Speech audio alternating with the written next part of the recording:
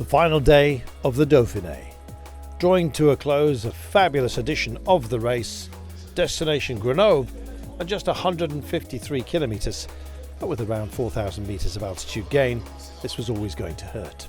Jonas Vingegaard looking comfortable in yellow, Max Paul in the white Young Riders jersey, Victor Campenaerts, who'd assembled so many points he looked uncatchable in the polka dots, and Christophe Laporte in green before the day began. 152.8 kilometres didn't sound like much of a distance, but the climbs got progressively harder, and indeed the most sterling ramps that we've dealt with within the entire race awaited us in Grenoble itself. The crucial point over the Col du Granier, the Cucheron, and then the Porte, with a long descent down into Grenoble and then a kick up to the Bastille. Punishing? Oh yes. Always a theatre for drama. And plenty of abandons during the race as well underscored just how tough it was. A phenomenal breakaway. Benoit, Ciccone, Champouzin, Alaphilippe, Castroviejo. This was quality out front, and with a margin of 1:17, with still 40 to go. Or maybe you were thinking they would be caught. Well, the breakaways have had success in the Dauphiné. Would this be the right incarnation of talent and indeed power to deliver? Well, they started to battle each other, not least because Thijs Benoit was not a main player within the group. He, perhaps, with the ultimate exclusion for looking after Jonas Vingegaard. And so Alaphilippe and Ciccone struck out, the two most explosive riders within the breakaway, and indeed duties changed behind.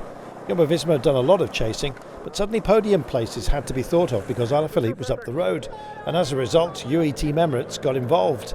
That closed the gap. Ciccone did not want Alaphilippe around him. If he had a chance, he had to push on. But what would be the gap? Well, it started to tumble. 46 seconds from Ciccone back to Vingegaard. He and Adam Yates leaving others behind. And podium places had to be fought for, so Ben O'Connor wanted to make sure that he didn't miss out, with Jai Hindley battling him, of course, for that coveted third place on the podium. He leading the charge back from those dispatched. Alaphilippe caught Ciccone on his way, and with 30 seconds only, that would surely not be enough.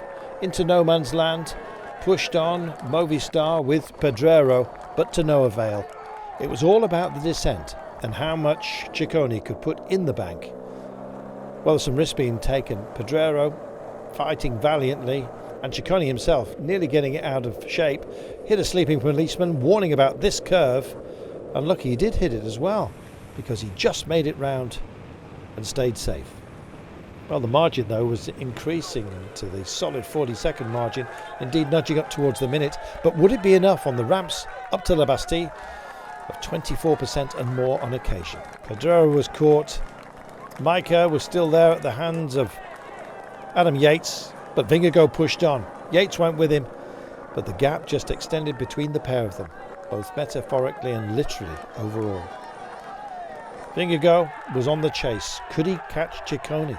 All neutrals wanted the Italian to make it home. He's getting married next week, and he quite fancied offering up a wedding present to his wife-to-be. While the grind went on, the battle for podium places was a remarkable one, and all jerseys, save for yellow, seemed to be up for grabs. Laporte, I guess, solid in green. Vingegaard certainly in yellow. But what about Ciccone? Well, not only did he take the stage win, but he came across the line to almost accidentally take the King of the Mountains jersey as well, denying a valiant effort by Victor Campenaerts to assemble points through the race. The big points on the last going to Ciccone. Vingegaard second on the day, but 2 stage wins for him, including the Queen's stage up to Croix de Fer, means an awful lot. Adam Yates on spectacular form as well. That bodes well for great battles in the Tour de France. O'Connor crossing the line just behind Adam Yates. Guillaume Martin, Jai Hindley have been so brave throughout this race. And then we look back to see the Spanish champion coming up this hill, crossing the line to take the young riders classification off the back of Max Paul of DSM. So changes there were at the last. Ciccone into polka dots with a stage win. Didn't get much better. The breakaway succeeded by a margin of 23 seconds. Ciccone winning ahead of Vingegaard, our race winner. Yates, O'Connor Guillaume Martin, Hindley, Micah, Haig, Benkis. These are quality names.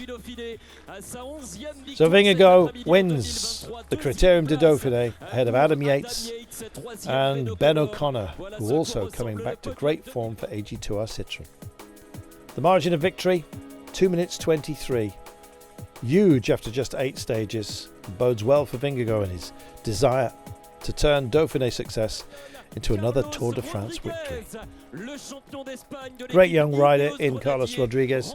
Commiserations to Max Paul, who'd been so valiant in his battle for the young rider's jersey. And congratulations to Ciccone. Commiserations to Campenaerts. Ciccone, the stage winner, gets a polka dot jersey as well. And Christophe Laporte, 2 stage wins for him, held the yellow jersey as well for 3 stages. He takes green.